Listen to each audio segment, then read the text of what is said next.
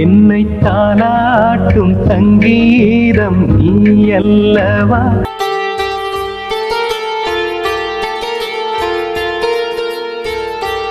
உன்னை மழை என்பதா இல்லை,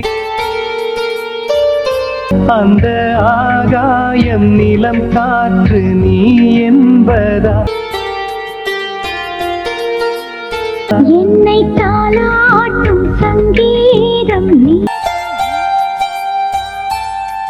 ஆட்டும் பொன்னூஞ்சல் நான் அல்லவா.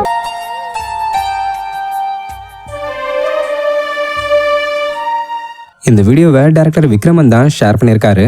ஆக்சுவலாக விக்ரமன் அவர்களுடைய டைரக்ஷன்லையும் சூர்யா அவர்களுடைய ஆக்டிங்லையும் 2002 வெளிவந்த படம் தான் உன்னை நினைத்து.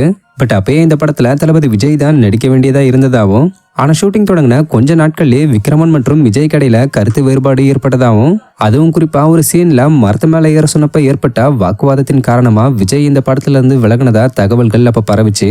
ஆனா இது அதிகாரப்பூர்வ தகவல் இல்லைன்றது குறிப்பிடத்தக்க விஷயம்.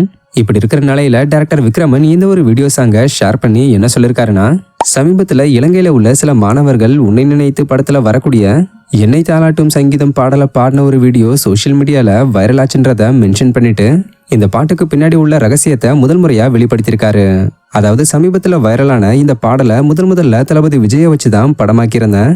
ஆக்சுவலா மூணார்ல தான் இந்த சாங்கோட ஷூட்டிங் நடந்தது. இது சம்பந்தமான நினைவுகள் வந்தப்ப ரொம்பவும் சேதமடைஞ்சிருந்த பழைய வீடியோ கேசட் ஒன்று கிடைச்சது. அதை சரி செஞ்சு இப்ப பதிவிட்டிருக்குன்னு விக்ரமன் அவர்கள் நிகழ்ச்சியோட சொல்லியிருக்காரு.